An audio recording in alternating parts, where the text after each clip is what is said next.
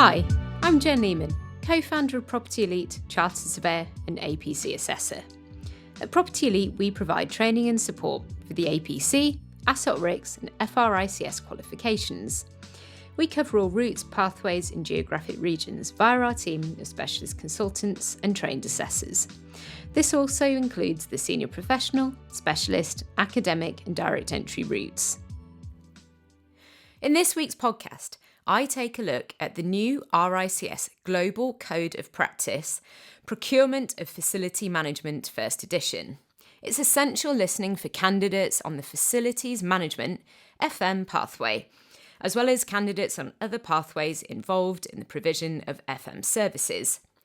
Make sure you head to our blog, where you can download a copy of the Code of Practice. The new Code of Practice was effective from January 2021. It supersedes the former RICS UK Professional Statement, Procurement of FM.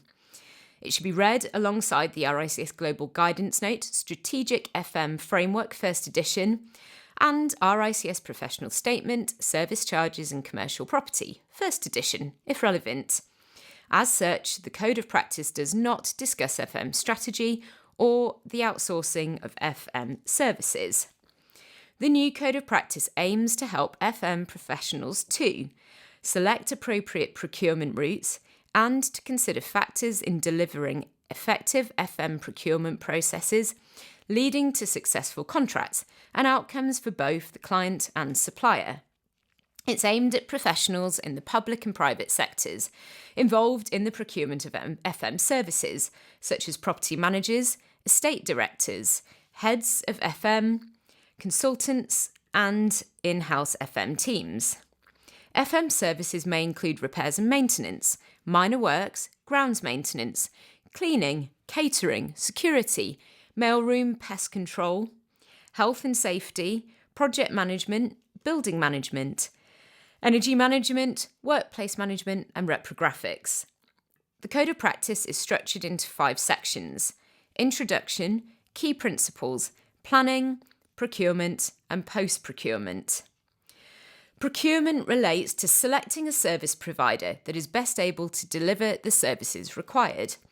These should be provided for a defined term, at an acceptable cost, and on optimal commercial and legal terms for both parties, whilst working towards improved quality and service levels.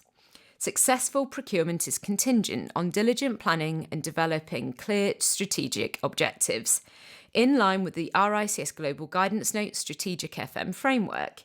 It's a key stage within the wider scope of developing a successful working relationship between the supplier and the client, defined by RICS as the demand organisation. So what does successful procurement look like?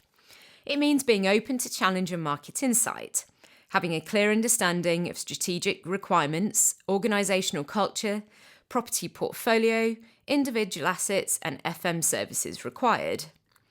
It means having a defined budget, timescales and quality levels, and it also means being aligned to in-house delivery and contract management functions.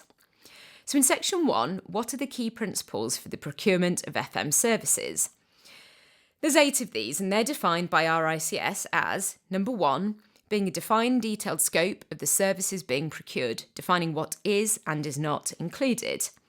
Number 2, stating clear objectives for the procurement project and the subsequent operations. Number 3, providing bidders with enough data and information to allow them to respond with robust proposals. Number 4, having evaluation criteria which reflect the demand organisation's objectives.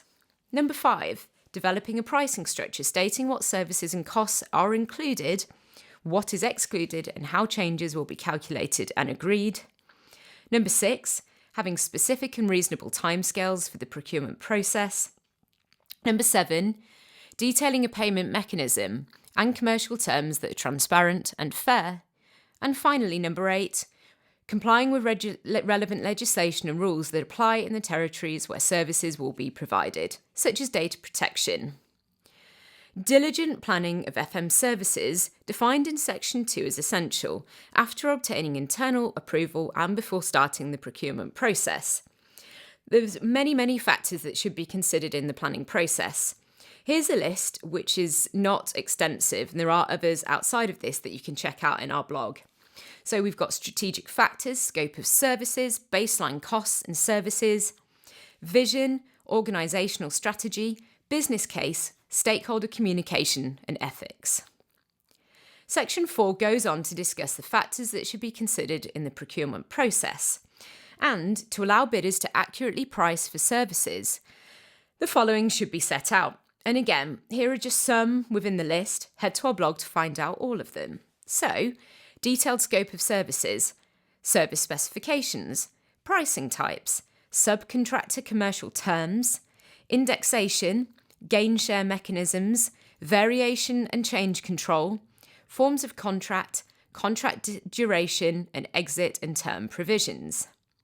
The procurement process is likely to include a number of stages, including bidder selection, perhaps using a standard selection questionnaire or pre-qualification questionnaire or PQQ, an invitation to tender for the selected bidders, tender documentation being issued in the form of a request for proposal or invitation to tender, stages to down-select bidders with realistic timescales, bidder questions and responses, site visits if appropriate, final presentations followed by evaluation, dialogue and negotiation, the contract award, providing feedback to unsuccessful bidders. Then we have mobilisation, reporting, service commencement, transition and transformation. So finally, what happens post-procurement, which is set out in Section 5? Post-procurement, robust contract management procedures should be implemented to ensure that the services are delivered optimally. A few ways to achieve this, including, but are not limited to, having a single point of contact, carrying out joint inspections, having regular face-to-face meetings to build good relationships, data analysis to identify problem areas, regular dashboard reporting, having shared objectives, and finally, focusing on a customer service ethos. That's it for today's podcast. Remember, you can book in your free 15-minute consultation via our website. We can also provide feedback on your referral or prelim review report. If you head to our website, you can also access our other free support resources, including our ebook guides, podcasts, videos, quizzes, blog, and CPD newsletter. We can't wait to work with you, so thank you for listening, and I'll see you next week.